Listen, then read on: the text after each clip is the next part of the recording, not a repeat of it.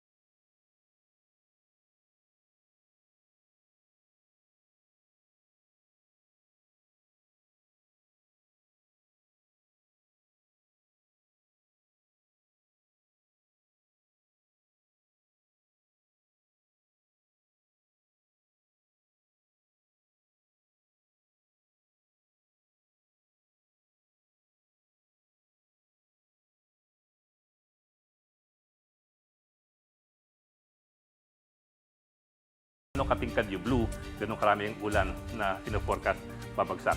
At eventually po, magkakaroon po ng flood forecast na rin. So malaking bagay po yan dun sa mga taong nakatira sa mga lugar na maaaring tamaan ng ulan, ng malakas na ulan at ng malakas na flooding. So sa madaling salita, keso LGU po kayo o rescuer o nanay na parating nangangamba sa baha, dito po sa NOAA Maps, makikita po ninyo kung gaano kadelikado ang inyong lugar para makapagplano po kayo. Okay, ang balita ngayon, binigyan ng budget itong Project NOAA na 1 billion pesos. Para saan po yan? Ayon kay NOAA Director Mahar Lagmay, karamihan sa budget mapupunta sa mga equipment at mga software para magawa na ni NOAA ang tinatawag na AI-assisted flood forecasting. Flood forecasting. So they will try to forecast kung saan po babaha. Ang target kasi, kahit paparating pa lamang ang bagyo, makapag-forecast na 1 day in advance kung saan mangyayari yung mga pagbaha. Ngayon, yung mga pilosopo baka sabihin na, alam namin kung saan bumabaha, kaya nga may alipungan na kami. Okay lang po yun.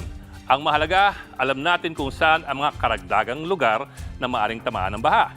At sa tulong po ng AI, posibleng ma-forecast din ang epekto ng ulan sa mga kalsada at pati po sa traffic.